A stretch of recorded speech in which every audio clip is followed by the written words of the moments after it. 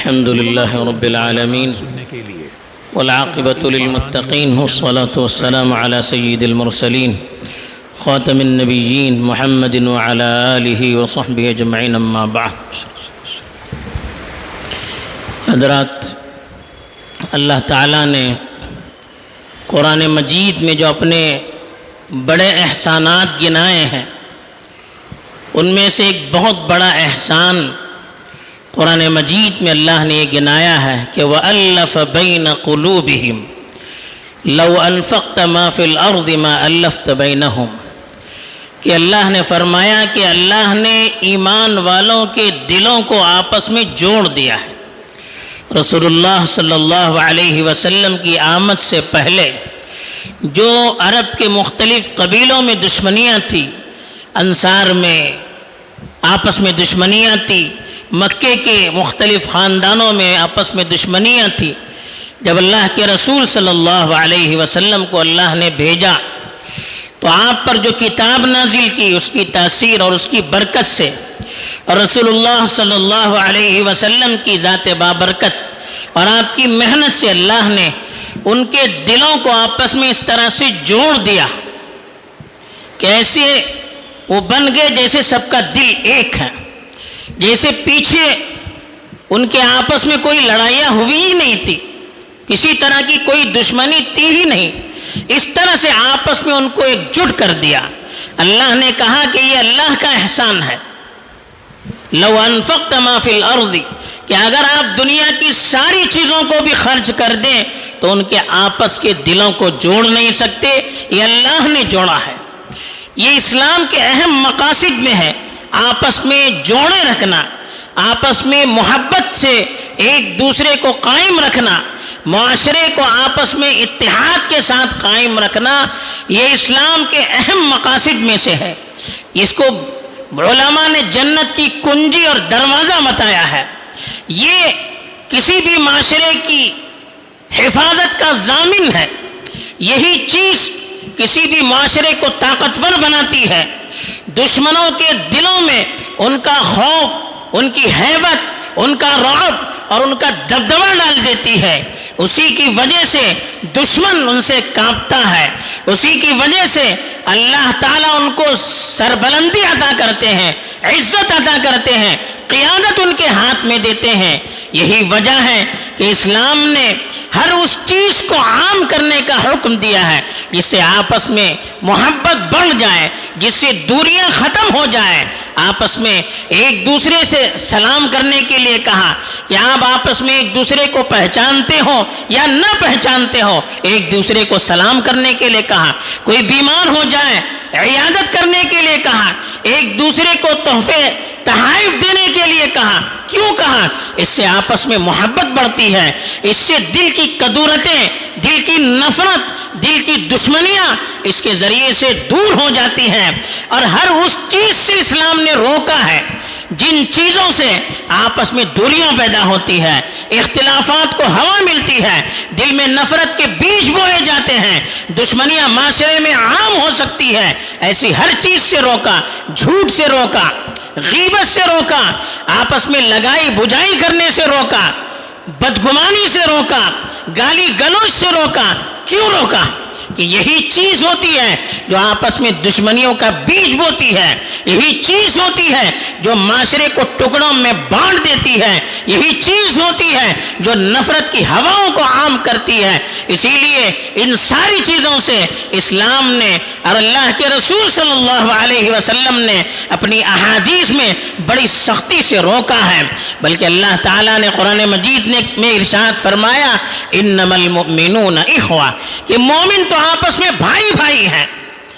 جیسے بھائی اپنے دوسرے بھائی کی غلطی کو نظر انداز کرتا ہے، ایک بھائی دوسرے بھائی کی فکر کرتا ہے، تو یہی کہا کہ مومن آپس میں بھائی بھائی ہیں.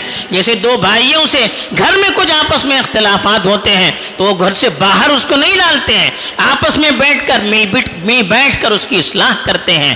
اسی لیے کہا فاصلحوا بین اخویکم، اپنے بھائیوں کے درمیان اصلاح کا کام کرو، جوڑنے کا کام کرو، ملانے کا کام کرو.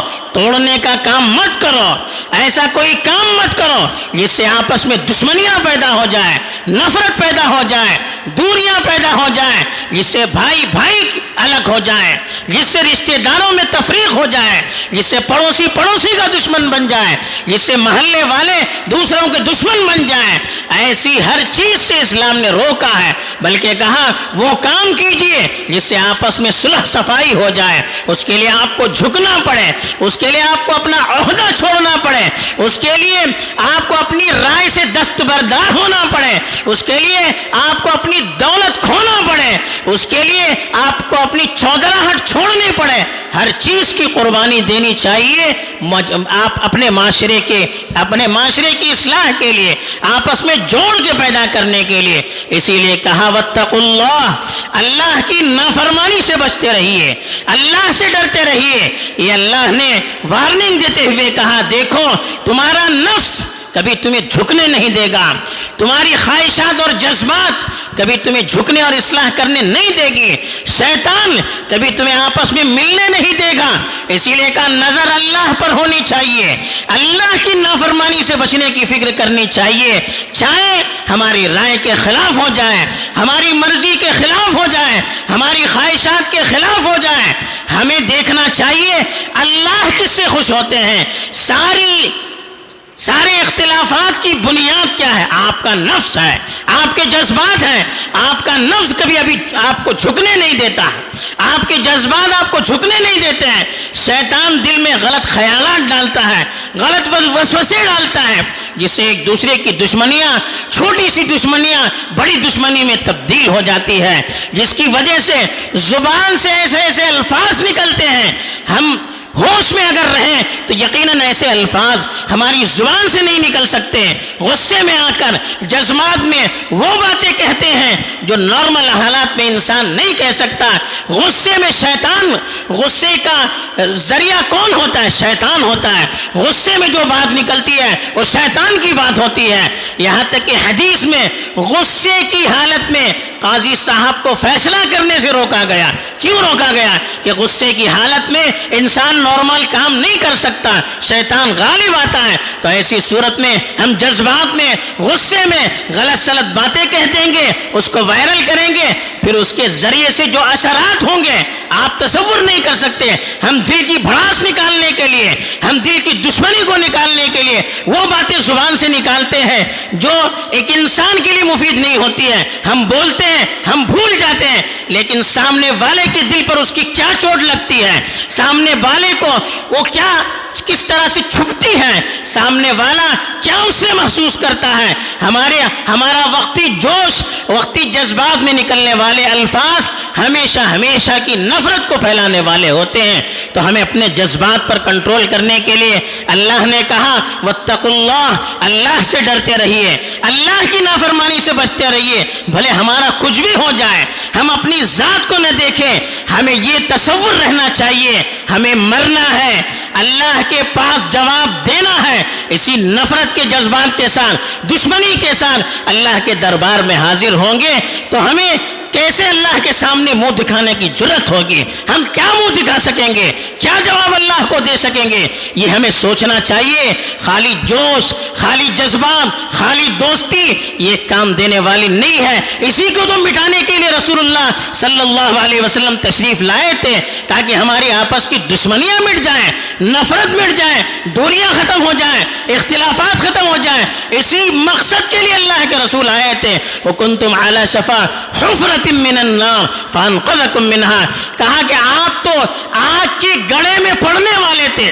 آگ میں کودنے والے تھے، اللہ کے رسول نے آپ کو بچایا آگ سے۔ تو جس آگ سے اللہ کے رسول نے ہم کو بچایا ہے اس آگ میں ہم کودنا چاہیں صرف اپنے جذبات کی تسکین کے لیے، صرف اپنی انا کی تسکین کے لیے، تو یہ کہاں کی مسلمانی ہے، یہ کہاں کی عقل مندی ہے؟ ہمیں سوچنے کی ضرورت ہے، اللہ کو یاد رکھنا ہے، جذبات کے قابو میں آ کر اپنا کوئی ایسا کام اور فیصلہ نہیں کرنا چاہیے کہ موت کے بعد بھی ہماری اولاد افسوس کرتے رہے۔ اس سے ہمیں بچنا چاہیے۔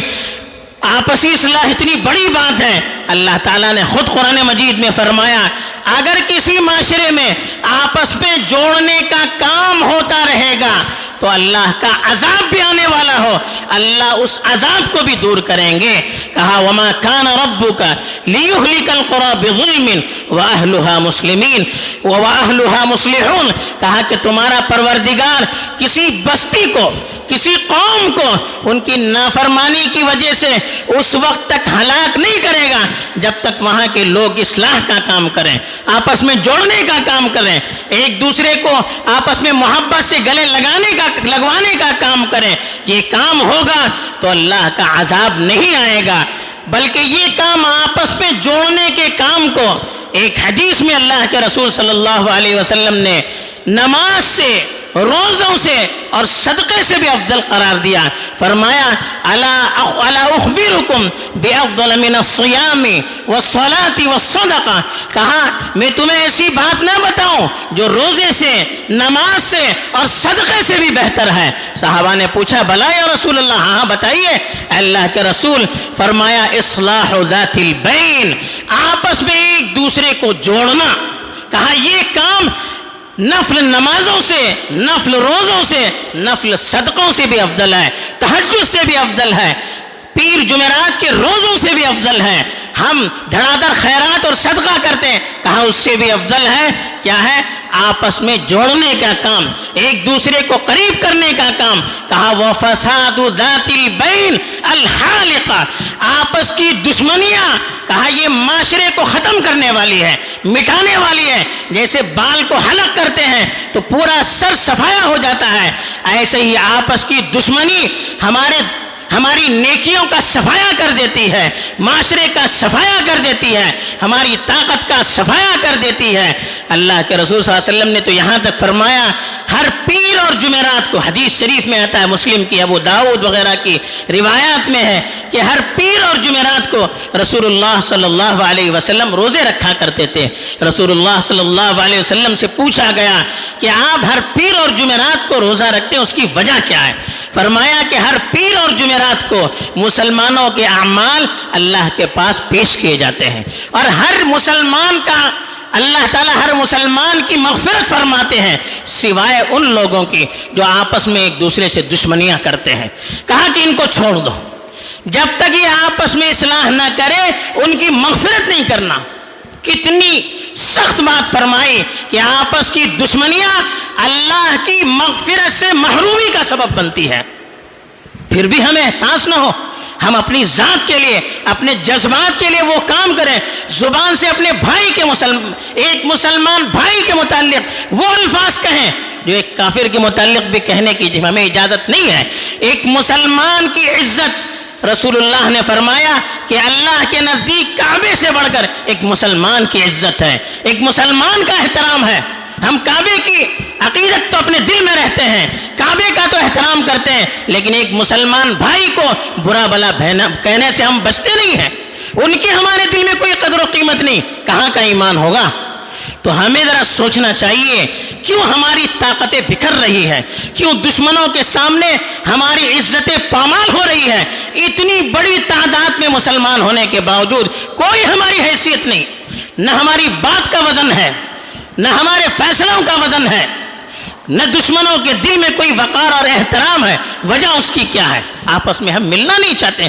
جب ایک محلے والے آپس میں مل نہیں سکتے تو ہم پورے ملک کے اور پوری امت کے اتحاد کی دعوت دیتے ہیں، کہاں سے ہونے والی چیز ہے؟ پہلے اپنے گھر کو سنبھالنا چاہیے، پہلے اپنے محلے کو سنبھالنا چاہیے، پھر ملک اور ملت کی بات ہونی چاہیے۔ شاید یہی وجہ ہے کہ مسلمان محروم کیے جا رہے ہیں، ان کے ہاتھ سے قیادت چھینے جا رہے ہیں۔ کیوں؟ قدر نہیں ہے۔ ایک مسلمان ترقی کرتا ہے تو 10 مسلمان پیر کھینچنے والے ہوتے ہیں، پھر کہاں سے ان کے ہاتھ میں اللہ کا قیادت دے گا؟ جب ہم اپنے آپ کی قدر نہیں کریں گے، اپنے بھائی کی قدر نہیں کریں گے، تو اللہ کے یہاں کہاں سے ہماری قدر و قیمت ہو سکتی ہے؟ یہ سوچنے کی بات ہے، یہ سمجھنے کی بات ہے۔ ہر شخص کو اپنی گریبان میں جھانک کر دیکھنے کی ضرورت ہے۔ ہر محلے والوں کو، ہر علاقے والوں کو، ہر ملک والوں کو سوچنا چاہیے کہ کیوں ہم پیچھے چلے جا رہے ہیں، کیوں ہماری عزت پامال کی جا رہی ہے، اور کیوں آپس میں بڑھ کر، منتشر ہو کر ذلیل اور خوار ہو رہے ہیں۔ ہیں، یہ سوچنے کی چیز ہے کہ اللہ کی رحمت سے بھی دوری ہو رہی ہے، جنت سے بھی دوری ہو رہی ہے، اور اللہ کا عذاب بھی قریب آ رہا ہے۔ اللہ حفاظت فرمائے اور ہم سب کو آپس میں مل جل کر رہنے کی توفیق دے، آمین۔ وآخر دعوانا الحمد للہ رب العالمین۔